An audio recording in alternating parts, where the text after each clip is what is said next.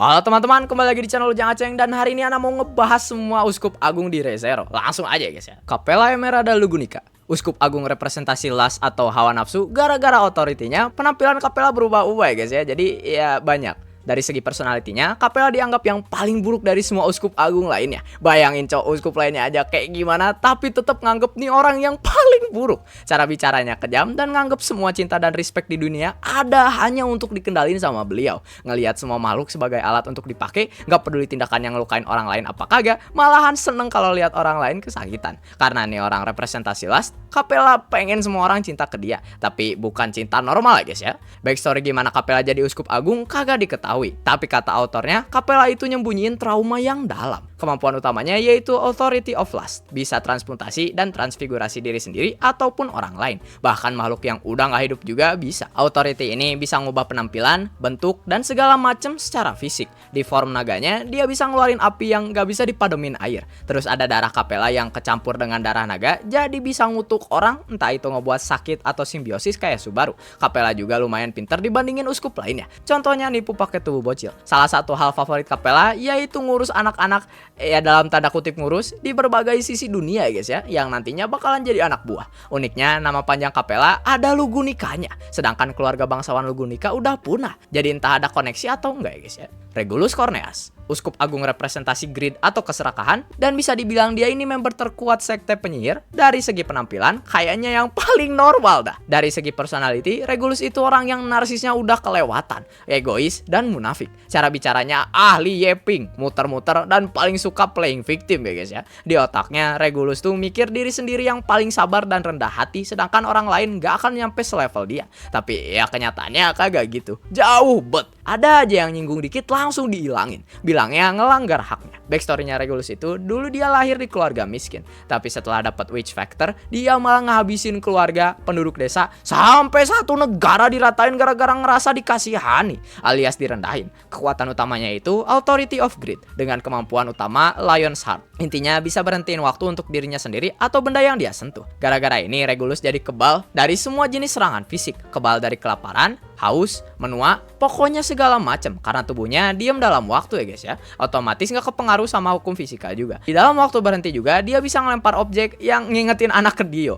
Next, Regulus punya Little Kingdom, kumpulan 50 lebih dari istri yang dipaksa nurut sekaligus dipakai buat jadi jantungnya Regulus. Karena ketika Regulus berhentiin waktu untuk dirinya sendiri, jantungnya juga berhenti, jadi kalau kelamaan bakalan turun. Nah nih orang make istri-istrinya jadi jantungnya biar tetap berdetak. Makanya pakai stop time untuk dirinya sendiri bisa infinite ya guys ya. Meski OP authority-nya, Regulus sendiri itu rada dongo, jadi sekalinya kelemahannya ketahuan gak bisa apa-apa. Betelgeuse Romaniconti, uskup agung representasi sloth atau kemalasan, uskup agung yang paling ikonik ini ya guys ya. Yang gak nonton Re:Zero juga kayaknya tahu nih orang. Betelgeuse itu uskup yang paling gak sehat mentalnya. Penampilannya kayak gini, personalitinya tercerminkan tingkah lakunya banget, yaitu udah bener-bener kayak orang gila yang obses sama cinta dan ketekunan. Gaya bahasanya juga paling rada-rada. Tahulah dialognya kayak gimana ya guys ya. Betelgeuse meski representasi sloth, justru malah jadi uskup yang paling fanatik, aktif, dan paling sering gerak di seluruh sekte penyihir. Saking fanatiknya, dia nganggap semua tindakannya bentuk dedikasi tertinggi ke witch-nya.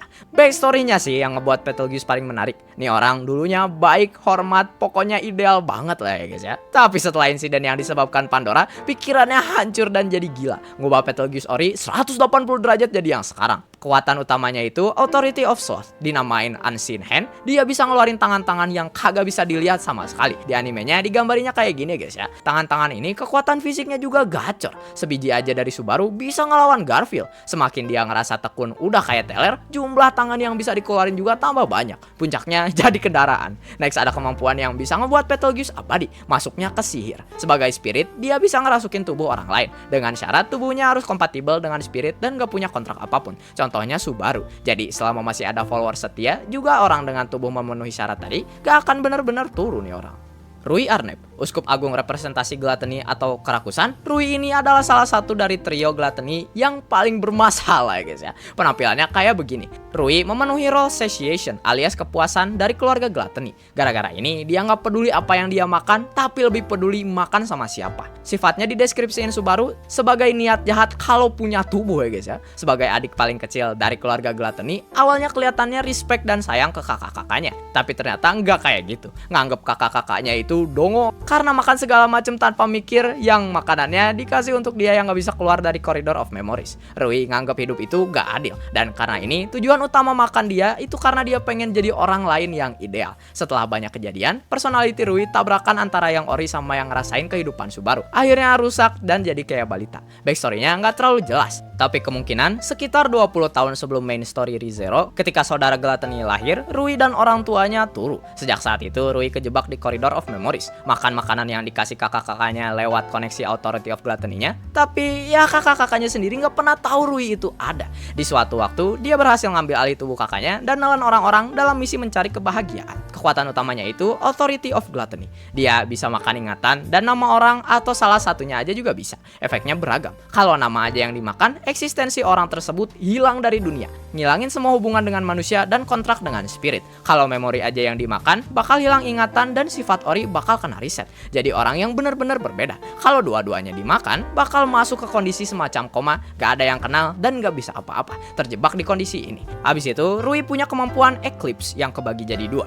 Lunar Eclipse yaitu bisa pakai skill atau pengetahuan korban dia dan kakak-kakaknya untuk kepentingan pribadi, sedangkan Solar Eclipse bisa berubah menjadi korban yang dia atau kakak-kakaknya udah makan. Next ada Life Creation, yaitu bisa ngebuat kehidupan pakai Witch Factor Gluttony, kayak waktu Daphne ngebuat Witch Beast. Tapi karena nggak ada alasan untuk pakai kemampuan ini, jadi kagak pernah. Next ada Splitting, mirip Great Rabbit, Rui bisa membelah diri dan ngebuat Kage Bunshin ya guys ya. Dari kopi-kopi ini, Rui bisa nempelin dirinya sebagai Witch Factor ke orang lain, misalnya ke Subaru. Terakhir ada Possession, bisa ngerasukin orang-orang dengan Witch Factor Gluttony. Roy Alphard, Uskup Agung representasi Gluttony, salah satu dari saudara Gluttony. Penampilannya mirip Lai, sebagaimana Lai mirip Roy. Ana ngomong gitu kayak narasi dongeng guys. Roy sifatnya beda dari saudara-saudaranya. Dia kagak peduli tentang apa yang dia makan. Jadi dia nggak punya kesukaan dan milih ingin menelan semua orang di muka bumi. Gara-gara ini, dia memenuhi role bizarre eating, alias makan yang aneh. Tapi setelah nelen Raid Astrea, yang ngebuat dia kenyang banget sampai hampir meledak, perspektifnya berubah. Sekarang dia jadi bersyukur atas semua makanan yang pernah dia dapat dan telan. Gara-gara ini, tujuan utamanya berubah. Jadi sekarang dia bakal nelen musuhnya mau apapun caranya. Gak akan mundur dari pertarungan. Meskipun cara menang harus muntahin isi perut atau bakar jiwa sendiri, kagak akan mundur. Karena bisa aja kalau dia biarin mangsanya kabur, gak akan pernah ketemu lagi. Backstory-nya ya sama kayak Rui. Kekuatan utamanya itu Authority of Gluttony yang tadi udah dijelasin di bagian Rui. Sama aja sih.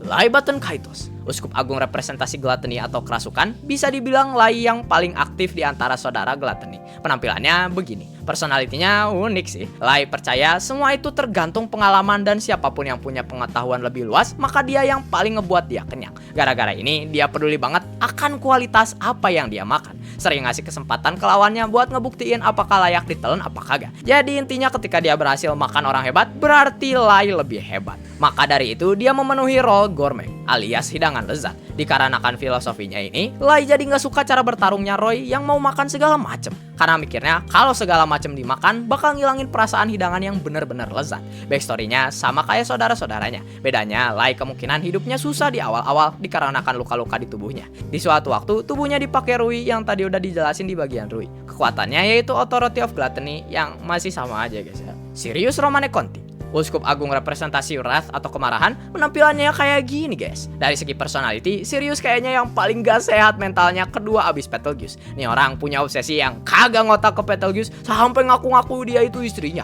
Makanya nama panjang Sirius ngambil nama Romane Conti. Saking gak stabilnya emosi nih orang, dari yang kelihatannya oke-oke aja bisa langsung meledak emosinya dalam sekejap. Sirius punya gaya bahasa yang khas, alias sering pakai kata-kata maaf. Beliau bakal minta maaf atas semua hal, bahkan yang kecil banget juga. Selain kata maaf, Sirius juga sering pakai kata cinta. Bagi dia, cinta itu berarti jadi satu, ngerasain hal yang sama, hidup kehidupan sama, melihat hal sama, dan mati kematian yang sama. Backstory-nya nggak terlalu jelas, tapi kata Sirius sendiri, kampung halamannya dihancurin di sebuah pemburuan penyihir zaman dulu. Kemungkinan juga Sirius udah hidup lama banget karena otoritinya diperkirakan ngasih umur panjang. Kata Sirius sendiri juga, Betelgeuse yang ngasih dia nama dan amarahnya. Kekuatan utamanya yaitu Authority of Wrath, Ada soul washing, alias bisa ngebagiin dan ngetransmisiin perasaan dia atau orang lain ke banyak orang lain di radius area kekuatannya. Ditunjukinnya sih sekitar seluas tengah kota ini. Intinya apapun yang dirasain Sirius, mau itu marah, sedih, atau rasa sakit, bakal dirasain juga sama semua orang di bawah efeknya. Kalau dia ketawa, semua orang kepaksa ikut ketawa. Kalau dia nangis, semua orang bakal ikutan nangis juga. Kalau dia turu, semua orang bakal ikutan turu juga. Authority ini ngebuat ngelawan Sirius ganggu banget, karena korban jiwanya bisa jadi banyak. Sirius juga jago make senjata dalam bentuk rantai ya guys ya. Belum lagi jago sihir apinya, sampai-sampai dikasih title The Scorcher alias Sang Pembakar. Ada tambahan info menarik tentang Sirius, yaitu teori yang nyebut Sirius ini berhubungan dengan Ibu Fortuna alias yang ngasuh Emilia. Entah orang yang sama atau ada hubungan keluarga atau semacamnya. Karena dari penampilannya juga mirip ya guys ya. Ini teori populer banget, karena dengan bukti paling mendukung si obsesi Sirius ke Betelgeuse sama penampilannya. Stride Wallachia, Uskup Agung representasi pride atau kesombongan. Dulunya dia itu pangeran kekaisaran Wallachia, dan di masa mudanya dia musuh bebuyutan Wilhelm van Astrea muda. Penampilannya kayak gini guys ya. Personalitinya bangga banget sama dirinya sendiri, juga sombong. Benci kalau disuruh-suruh sama orang lain. Dia juga suka ngeremehin lawan yang gak terkenal, kayak waktu ngeremehin Wilhelm yang ngelawan Kurgan untuk pertama kalinya. Kerjaan nih orang ngelawan kerajaan Lugunica, juga ngebenci Observer. Dari cara bicaranya cocok dengan statusnya sebagai bangsawan, yaitu kuno, megah, ditambah sinis. Backstory-nya Stride yaitu dia lahir dalam keadaan sakit. Gara-gara ini kerjaannya minta hak pewarisannya ke Stride di cancel untuk ditukar dengan yang lain. Abis itu dikirim untuk dilatih sama Kurgan, dengan ekspektasi dia bakal turu di bawah pelatihan yang ekstrim. Tapi bukannya begitu, malahan jadi petarung hebat. Ini orang mastermind yang pinter banget nyusun strategi jangka panjang untuk ngebuat kekacauan besar tanpa harus turun tangan langsung. Ancaman ini orang lebih ke arah politik sih dibanding fisik. Kekuatan utamanya yaitu Authority of Pride. Sebenarnya nggak pernah dilihatin secara langsung dan masuknya ke klaim pribadi, karena abis kematiannya nggak pernah ada pewaris switch faktor pride-nya. Kemampuannya yaitu hubristic Ten Commandment, 10 cincin di setiap tangannya yang bisa ngutuk siapapun yang Stride pilih. Misalnya ngikat jiwa target agar bisa dikendaliin Stride. Di bawah kendali ini, potensi korbannya bisa dikeluarin maksimal, tapi hampir semua kasusnya menyebabkan tubuh korban hancur karena nggak kuat. Dan adapun variasi cincinnya banyak: Scarlet Pinky Finger, Amethyst Thumb, Jade Index Finger, Ember Middle Finger, dan Azure Ring Finger. Stride juga punya Yang Sword Wallachia yang bisa disaman. Meski begitu, dia nggak pantas megang pedangnya, dan sekalinya disaman malah kebakar tangannya. Dan itu dia semua Uskup Agung di ReZero. Favorit kalian yang mana guys? Jangan lupa komen di bawah.